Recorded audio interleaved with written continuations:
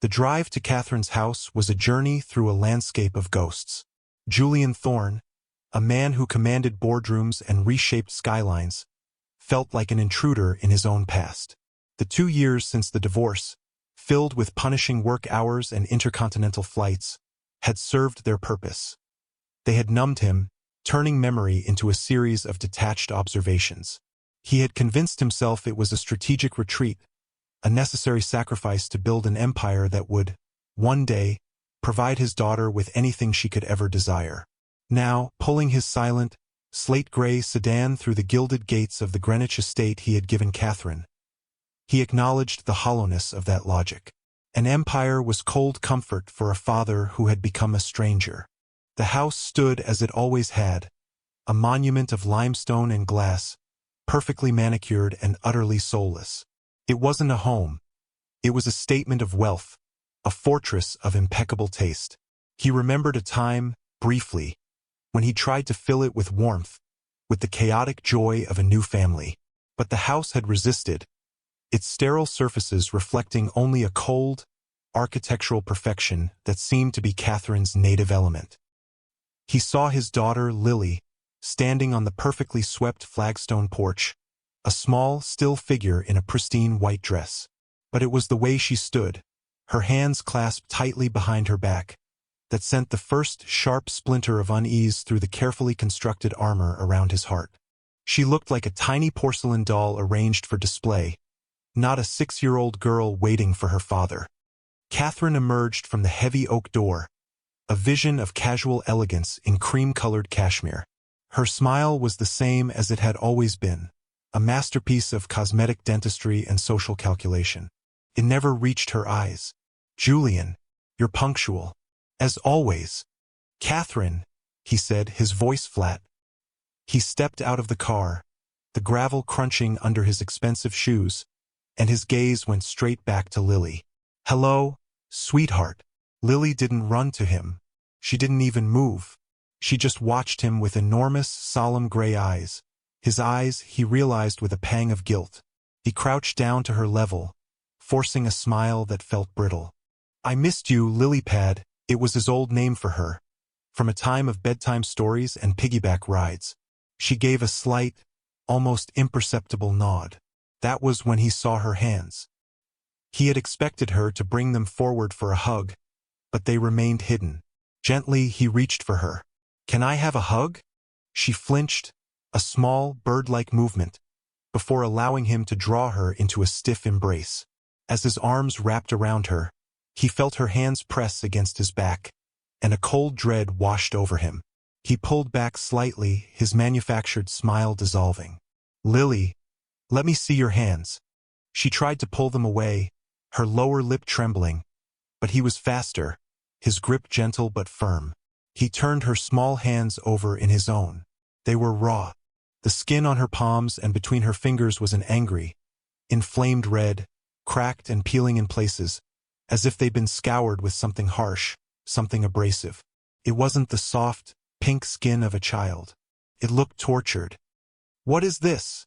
he asked, his voice a low growl, looking up at Catherine, whose perfect smile had tightened by a fraction of a millimeter. "Oh, that," she said, waving a dismissive, manicured hand. "It's just a terrible bout of eczema. The dermatologist says it's a nervous habit, all that hand-washing. You know how sensitive she is." The lie was smooth, practiced, and for a horrifying second, Julian almost believed it. But then he looked back down at his daughter's eyes, and in their silent, frightened depths, he saw the truth. This was not eczema. This was not a nervous habit. This was a secret, spoken in the brutal language of damaged skin. A deeper, more unsettling question began to form in his mind, a question that would consume him for the days to come. He'd come back to reconnect with his daughter, but he was beginning to realize he was here for a different reason entirely. He was here for a rescue mission. The house no longer felt just cold. It felt dangerous. Its pristine surfaces seemed to mock him, hiding a darkness he was only just beginning to perceive. The unsettling sensory details of the place began to assault him. The chemical tang of polish hanging in the air, so strong it overshadowed the scent of the prize-winning roses in the garden. The profound, unnatural silence, unbroken by the sound of television, or music, or the simple, chaotic noise of a child at play. It was the silence of a gallery, of a tomb, where every object was in its place and every person was an exhibit. His memory, a sharp and painful counterpoint, supplied the image of the small, messy apartment they'd shared before his first big success. The smell of crayons and burnt toast, the sound of Lily's gleeful shrieks as she finger-painted on newspapers spread across the floor. This sterile mansion wasn't just a different location. It was a different reality, and he felt a primal fear that his daughter was being systematically erased within its walls. The dinner was a masterclass in controlled tension. The long mahogany table, polished to a mirror shine, reflected the cold light of the crystal chandelier above. Each place setting was a geometric certainty of silver and porcelain. Julian sat opposite Catherine, with Lily between them at the side, a small, silent observer at a peace negotiation where only one side was armed. Catherine orchestrated the meal with the effortless precision of a conductor, directing the silent, white-gloved staff with minute gestures. The food was exquisite, of course. Seared scallops with a saffron risotto.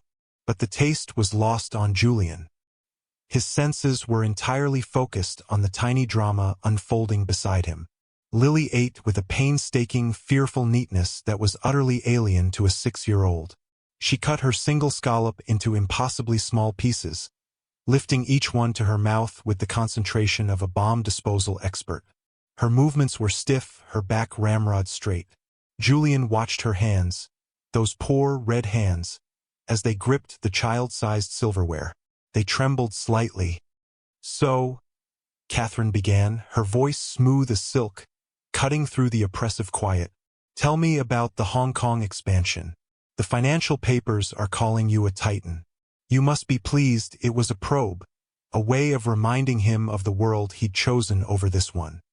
"It's progressing," Julian said, his eyes not leaving Lily. He tried to engage her directly, his voice gentle. "Did you do any painting at school today, Lilypad?" Lily froze, her fork halfway to her mouth. She glanced at her mother, a quick, terrified flicker of her eyes. "We're focusing more on penmanship now," Catherine answered for her, taking a delicate sip of wine. "Painting is so messy. Lily understands the importance of cleanliness. Don't you, darling?"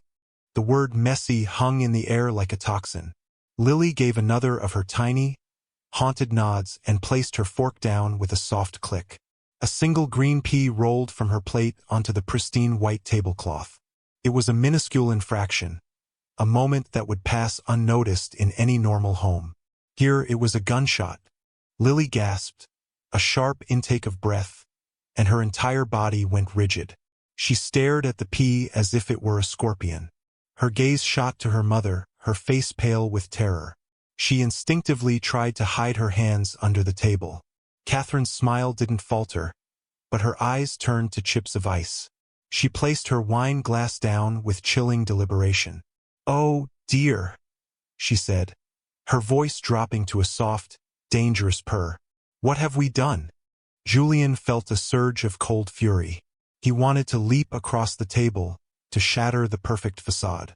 But he knew, with the cold calculation that had made him his fortune, that it would be a catastrophic mistake. He was on enemy territory. He needed intel. He needed a strategy. Instead, he reached out and casually picked up the pea, placing it on the side of his own plate. "No harm done," he said, his voice level.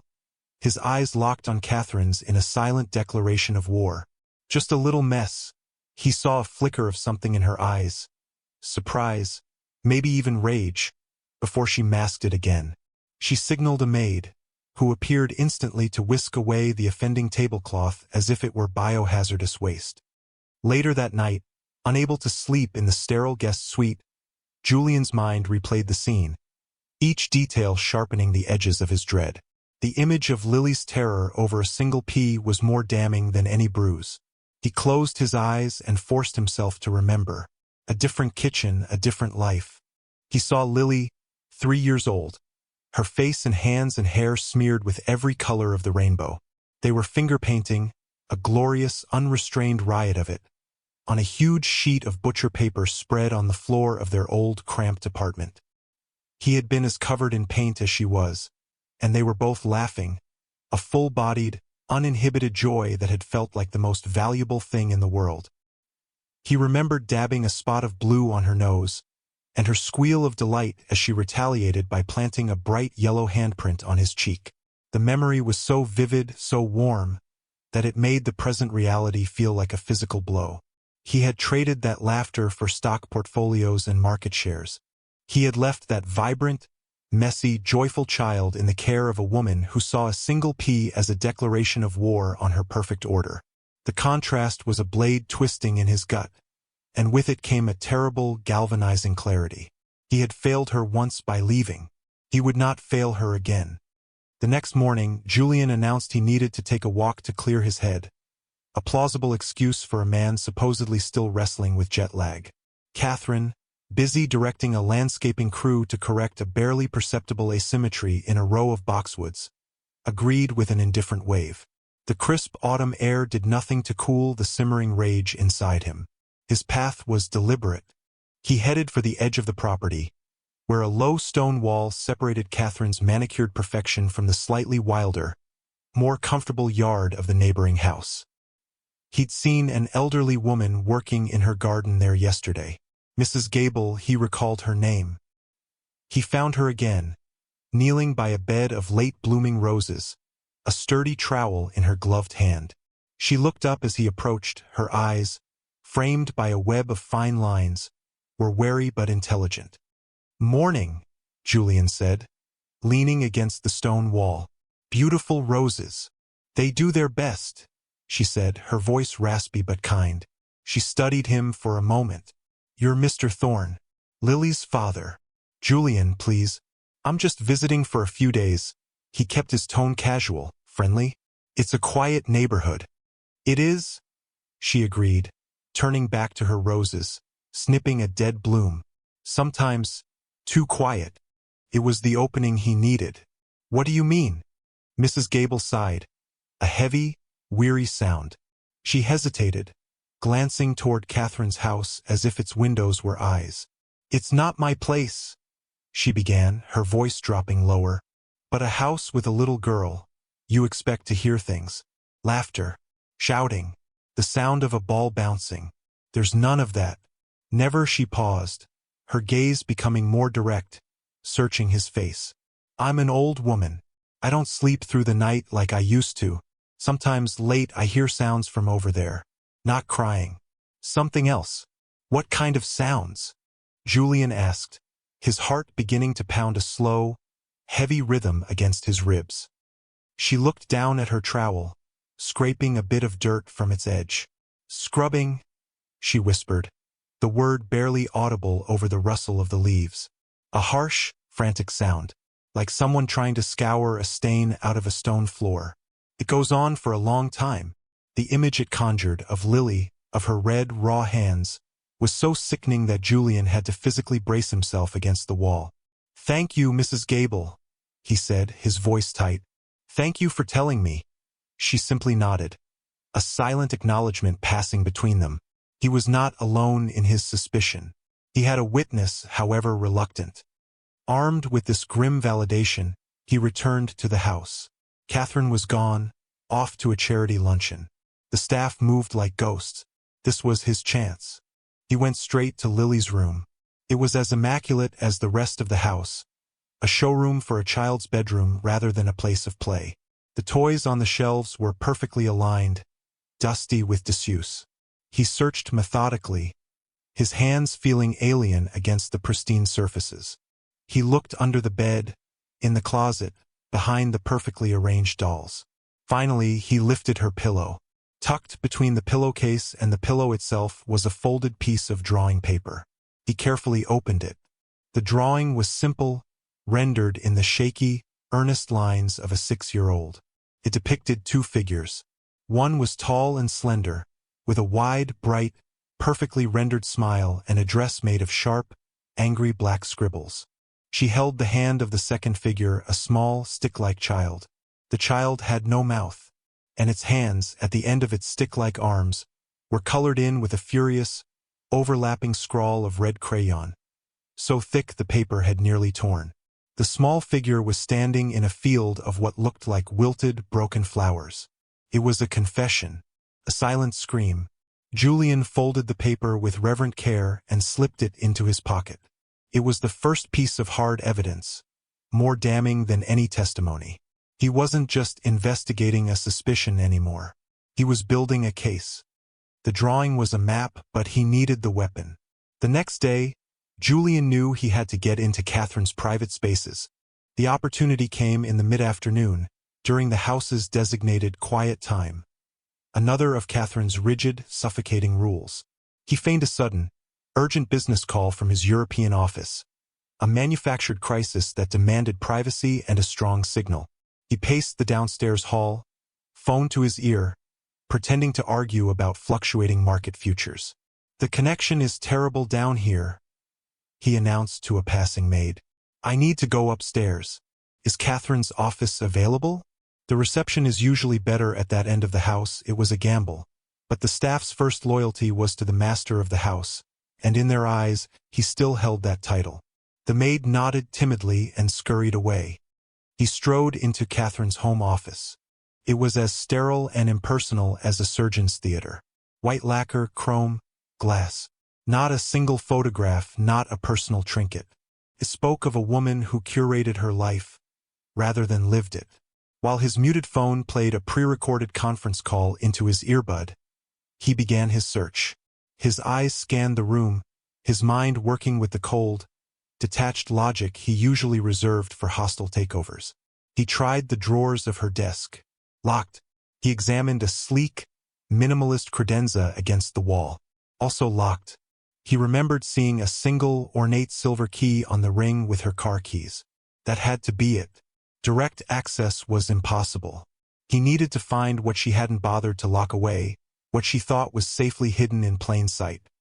He abandoned the office and moved down the hall to the master suite. The bedroom was a sea of white and gray, as welcoming as a hotel room. He ignored it, heading straight for the ensuite bathroom. This was a temple of vanity. Rows of expensive creams and perfumes were arranged on marble countertops with geometric precision. It felt wrong, a deep violation of privacy. But the image of Lily's raw hands burned in his mind, extinguishing any sense of guilt. He opened the mirrored cabinets. More cosmetics, prescription bottles, everything neatly labeled. Nothing. He crouched down, his knees protesting, and opened the large cabinet under the sink. At first, all he saw were luxury bath oils and imported soaps, a wall of extravagant self-care. But his instincts, honed by years of seeing past corporate window dressing, told him to look deeper. He reached in, pushing aside bottles of lavender and bergamot. His fingers brushed against something hard and rough. He pulled it out. It was a scrubbing brush. Not a soft-bristled body brush, but a stiff, vicious-looking thing with coarse, industrial-grade bristles, the kind used for scouring grout from tile floors. His blood ran cold. He reached back in. There were two more, along with a large, unlabeled bar of grayish soap. He lifted the soap to his nose. It had a sharp, caustic smell, like lye. It was a brutal, primitive cleaning agent, designed to strip away grime, to bleach and purify. He stood up, the brush heavy in his hand, a medieval instrument of torture disguised as a household tool. The connection was instantaneous and sickening. The scrubbing sounds Mrs. Gable heard in the night. Lily's hands, cracked and bleeding, scoured raw not by a nervous habit, but by this, by her own mother.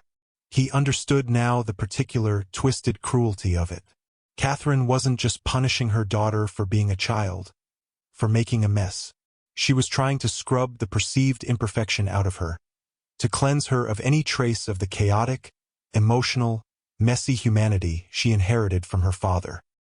He looked at his own reflection in the vast mirror, a stranger in a suit, holding the instrument of his daughter's torment. For a long, terrifying moment, an almost uncontrollable wave of violent rage washed over him. He wanted to smash the mirror, to tear the room apart, to find Catherine and confront her with the brutal evidence in his hand. But he fought it back, forcing the fury down, compressing it into a cold, diamond-hard core of purpose. A public explosion would only give her the upper hand. She would paint him as unstable, an angry ex-husband. He needed more. He needed to dismantle her world with the same surgical precision she used to torture their child. Carefully, he placed the brush and soap back exactly where he had found them, wiping his fingerprints from the bottles he had moved. He closed the cabinet door. He walked out of the bathroom, his face a mask of calm, the soldier returning to his position after confirming the enemy's artillery placement. The war had just become terrifyingly real. Operating within the cold, silent walls of the house felt like being deep behind enemy lines. Every word was a potential misstep, every glance a risk. Julian's first move was to retreat to the guest house, citing his disruptive work calls as the reason. From there, he made the most important call of his life. He didn't call his lawyer. He called Marcus Vance, the man who ran his global security operations. Marcus, a quiet, unassuming man who had spent 2 decades in signals intelligence, was ferociously loyal and brutally efficient. "Marcus," Julian said, his voice low, "I need a full-spectrum analysis. My ex-wife, Catherine Devereaux Thorne. I want everything from the last 5 years. Financials, social circles, travel, communications. But I also need you to go deeper. I want her history, sealed records, juvenile files, anything that has been buried. Spare no expense. And Marcus, be invisible." "Understood, Julian," was the only reply. The line went dead. Now came the hardest part, waiting. Patience was a virtue Julian had cultivated in the boardroom, but this was different. This was a test of his soul. He had to continue the charade, to sit across from a monster at breakfast and discuss the weather. The next day, Catherine announced they were having a family outing. Her choice was a modern art museum, a place of stark white walls and challenging, intellectual installations. It was her territory, clean, controlled, and emotionally sterile. Julian agreed, knowing a refusal would raise suspicion. The museum was a fresh circle of hell. He watched Catherine glide through the galleries, offering performative critiques of the art to another society wife they encountered. She was in her element, playing the role of the cultured, intelligent matriarch. Lily, dressed in another immaculate, uncomfortable-looking outfit, said nothing. She didn't look at the art. She stayed close to Julian, her small hand occasionally gripping the fabric of his trousers. He was her only anchor in this cold, white sea. He tried to engage her, pointing to a vibrant, chaotic sculpture made of found objects. "Look at that, lily pad. It's like the biggest, messiest toy box in the world." Lily glanced at it, then quickly looked away, a flicker of fear in her eyes, as if even looking at something so messy was a transgression. He felt a profound, protective ache in his chest. This small, silent person was relying on him, and he was forced to play a waiting game while her torment continued. He had to create small moments of safety for her. In a secluded sculpture garden, while Catherine was momentarily distracted by an acquaintance, Julian knelt beside Lily. They were standing before a bronze statue of a weeping child. The sculpture's hands were held up to its face, a universal portrait of grief. Julian didn't say anything. He just put his arm around Lily's shoulders, a silent gesture of solidarity. For a long moment, she stared at the statue. The air was still. The only sound was the distant city hum and the frantic beating of Julian's own heart. Then, she turned her head, her face buried in his jacket, and she whispered. Her voice was so quiet, so fragile. It was barely more than a breath of air, a secret meant only for him. "The bad flowers," she breathed. "She makes me clean the bad flowers." The words made no literal sense, yet Julian understood them with perfect, horrifying clarity. It was a code, a child's metaphor for her trauma. It connected to the drawing hidden in his pocket, the drawing of the sad little girl in the field of broken blooms. He held her tighter, his mind racing to decipher the message. He didn't have to wait long for the context. As they were leaving, Catherine bought a ridiculously expensive art book from the gift shop. As the clerk was bagging it, Lily, her eyes wide with a rare spark of interest, reached out a tentative hand to touch a colorful postcard of a Van Gogh painting. A vibrant, swirling explosion of sunflowers. "Don't touch that." Catherine's voice was a whip crack, low and venomous. "Your hands are dirty." Julian looked down. Lily's hands were perfectly clean. But in that moment he finally understood. The bad flowers weren't real. They were the messy, vibrant, joyful creations of a child's imagination. They were her drawings. The ones Catherine deemed imperfect. The ones she forced Lily to scrub away, not from paper, but from her very soul. The call from Marcus came 2 days later. "I have it," he said, his voice devoid of emotion, which in Marcus's language meant the findings were significant. "It's encrypted. The password is your daughter's birthday." Julian felt a chill. He sequestered himself in the guest house and opened the file on his tablet. The report was concise, brutal, and illuminating. It peeled back Catherine's polished veneer to reveal the rot beneath. On the surface, her life was impeccable. But Marcus had dug deeper. He had unsealed a juvenile record from when Catherine was 15. There had been an incident involving her younger sister, who was 6 at the time. The sister had spilled paint on a prized family heirloom, a white silk rug. As punishment, their mother, a woman known for her obsessive-compulsive cleaning, had locked Catherine and her sister in a bathroom for hours, forcing them to scrub the stain with bleach until their hands bled. But Catherine had done something else. She had taken the girls' favorite drawings and destroyed them, shredding them into tiny pieces, calling them filthy and imperfect. It was a direct psychological echo, a trauma being reenacted a generation later. Julian read on, his breath catching in his throat. Catherine's mother had been a tyrant of cleanliness, a woman who equated any form of mess with moral failing. Catherine hadn't just been raised in a clean house. She had been raised in a psychological prison where love was conditional upon perfection. As Julian processed the chilling report, his own great failure replayed in his mind. It wasn't a memory of a business deal gone wrong. It was the memory of the final, ugly fight before the divorce. Catherine had screamed at him, her face distorted with a rage he hadn't understood at the time. "You and your chaos. You come in here with your big ideas and your messy emotions, and you ruin everything." He had dismissed it as hysterics, a lashing out. He hadn't seen it for what it was, the terrified cry of a deeply damaged person who saw his emotional vitality, the very quality that made him a loving father, as a contaminant. He had failed to see her sickness, and in his ignorance, he had left their daughter in the care of a woman who was methodically continuing a cycle of abuse. He hadn't just lost a wife. He had abandoned his post, a soldier leaving his most vulnerable charge on the battlefield. The knowledge didn't absolve him. It hardened his resolve. He now understood his enemy completely, not as a monster of pure evil, but as something more complex and perhaps more dangerous. A victim who had become a perpetrator, projecting her own trauma onto the most helpless person in her life. The final piece he needed fell into place that evening. Catherine, perhaps sensing a shift in the dynamics, her control slipping, was on edge. Julian was playing a quiet game of checkers with Lily on the living room floor. It was the most relaxed he had seen her.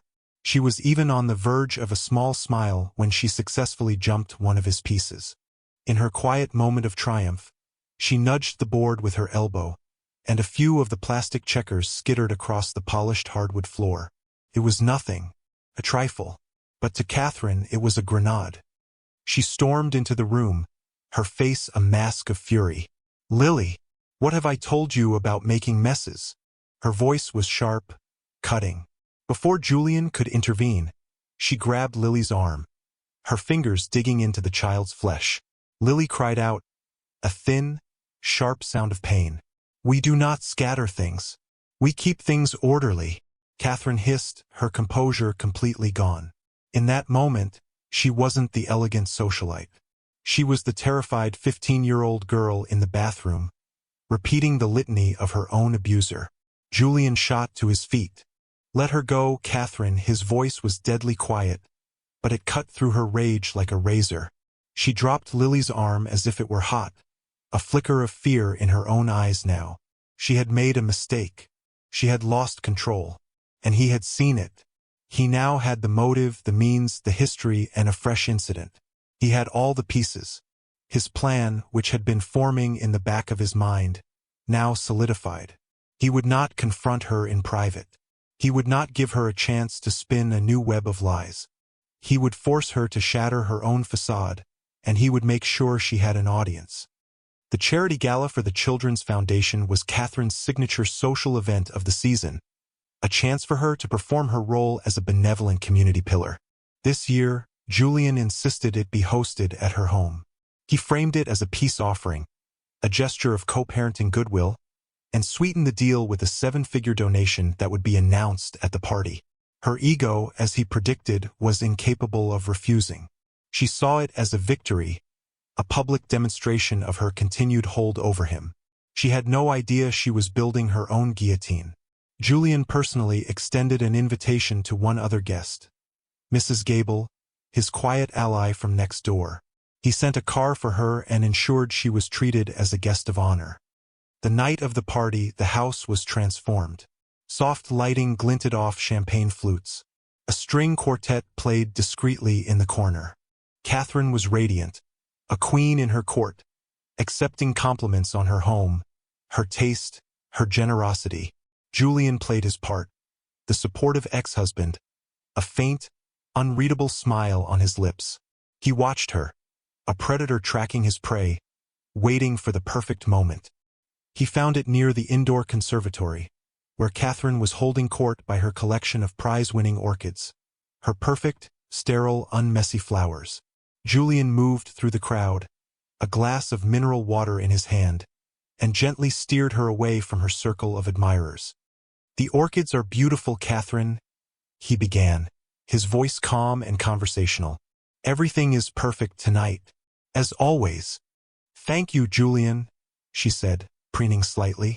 "I do try to maintain a certain standard." "About standards," he continued, his tone hardening just enough to put her on edge. "I'm still worried about Lily's hands. That eczema seems to be getting worse." Catherine's smile tightened. "The dermatologist has it under control. It's a private matter." "Is it?" Julian took a small step closer, lowering his voice so only she could hear. "Because I had my people look into it, and they found some interesting things. They found your mother's medical history, her diagnosis. They found your sealed juvenile record, Catherine." He let the words hang in the air. He saw the color drain from her face. He saw the panic begin to storm in her eyes. "I don't know what you're talking about," she stammered, her social poise beginning to crack. "The bleach," Julian said, his voice now as cold and hard as steel. "The white silk rug, your little sister, and the drawings you destroyed." He paused, delivering the final, devastating blow. "The bad flowers weren't real, were they, Catherine? They were never real flowers. They were Lily's drawings. The ones you make her scrub away. The ones she makes of a life before you, maybe a life with me. The ones you see as a mess." It was as if he had flipped a switch. The carefully constructed facade of Catherine Thorne shattered into a million pieces. Her face, moments before a mask of serene elegance, contorted into a snarl of pure, undiluted hatred. "You!" she shrieked, her voice shrill and ugly, drawing the attention of the nearest guests. The string quartet faltered. "You have no idea. You with your chaos and your sentiment. She has to learn. The world is ugly and messy, and she has to be clean. She has to be perfect. I'm protecting her. I am a good mother."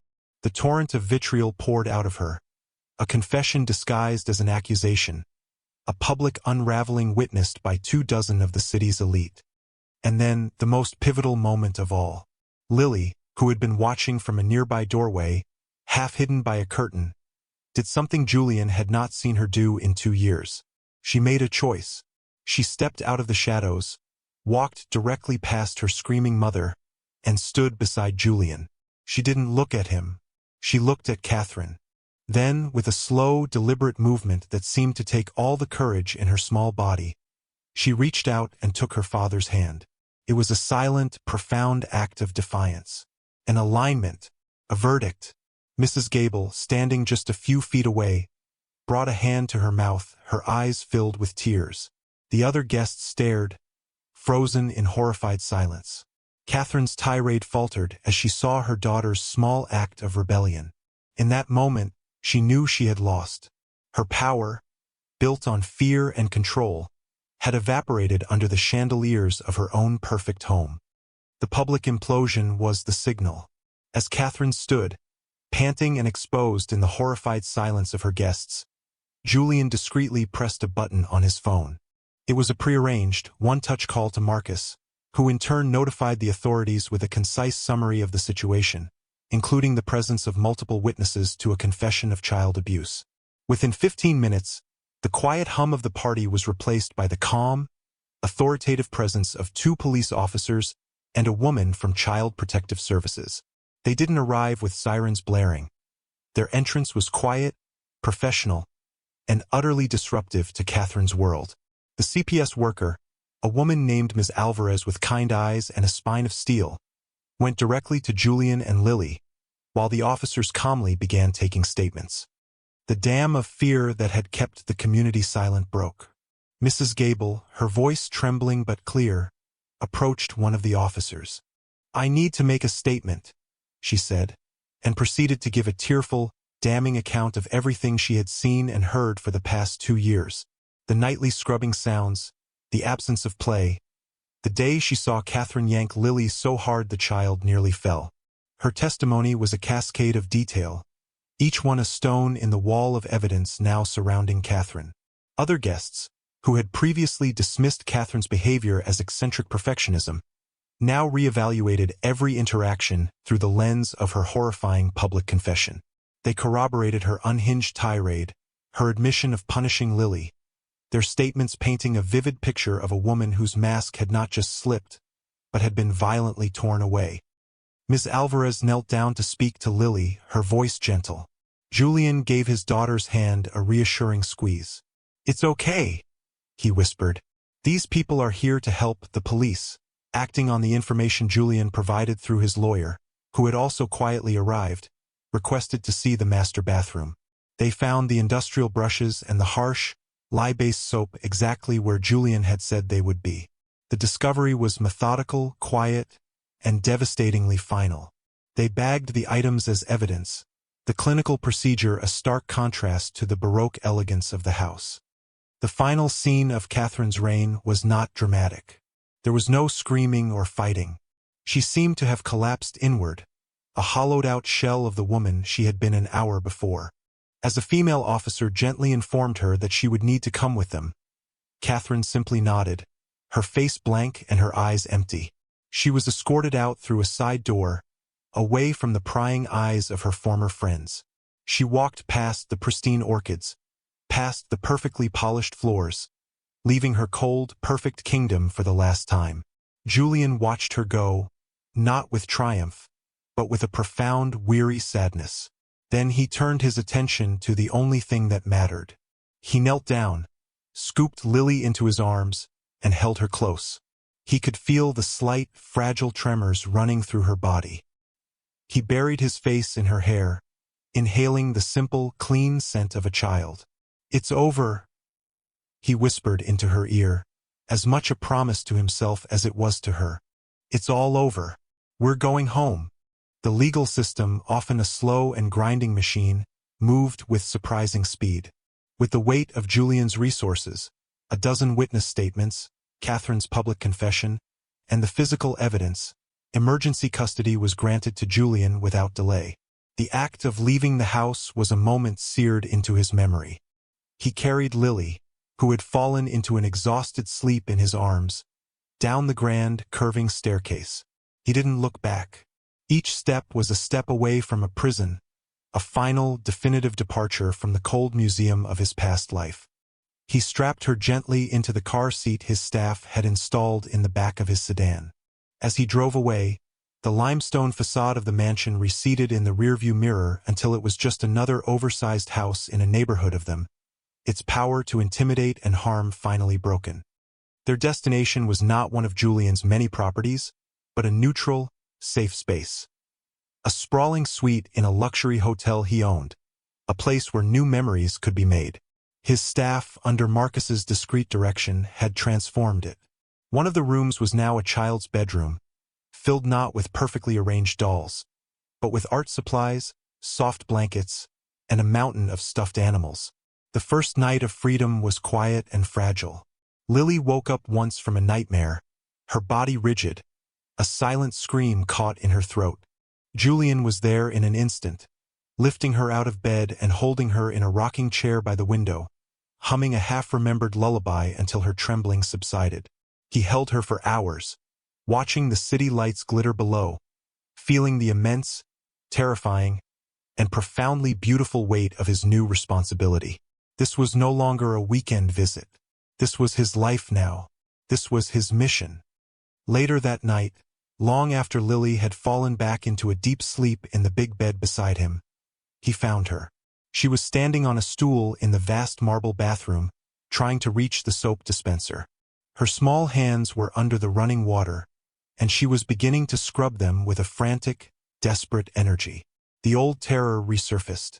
Julian's heart broke. He didn't say a word. He just walked over, gently turned off the water, and lifted her off the stool.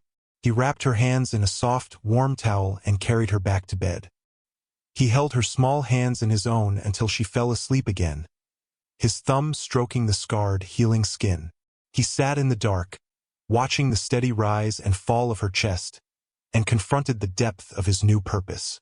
All his life, he had been a builder, a conqueror of markets, and a master of complex systems. He thought in terms of strategy, leverage, and outcomes, but none of it had prepared him for this. The fear he felt was more profound than the terror of any market crash. It was the fear of failing this small, wounded person who depended on him for everything. And the hope he felt was purer than any victory he had ever achieved. It was the simple, elemental hope that he could be enough, that he could be the father she deserved.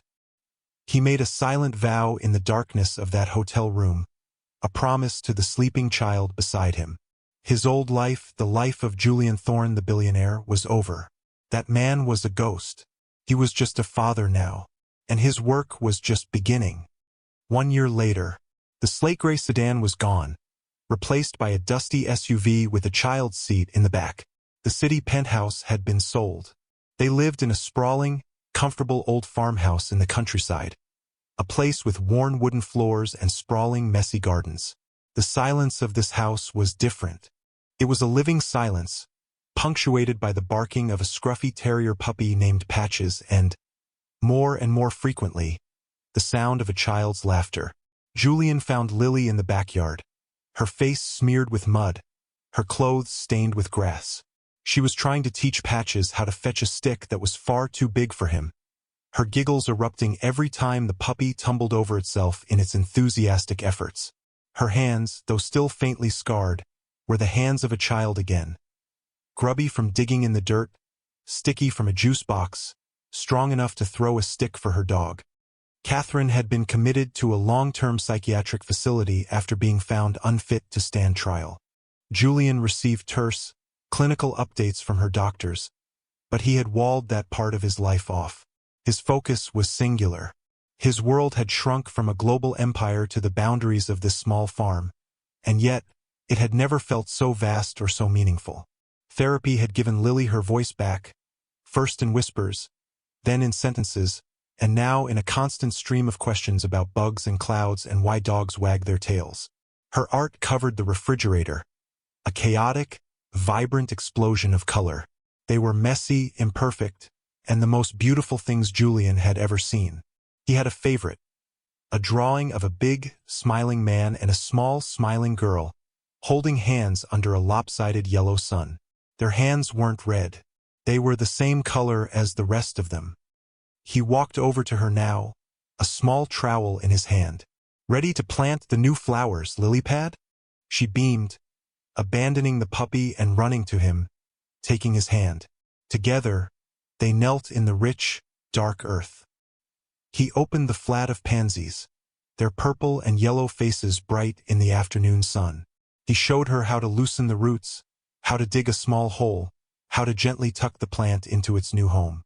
She mimicked him, her small hands surprisingly deft, patting the soil around the flower with a focused, happy expression. He watched her, this resilient, beautiful child who had survived the cold and the dark, and now, finally, was learning to bloom. He looked at her, truly looked at her, no longer as a responsibility or a mission, but as the center of his universe. And in her bright, hopeful eyes, he finally found the absolution he had been searching for.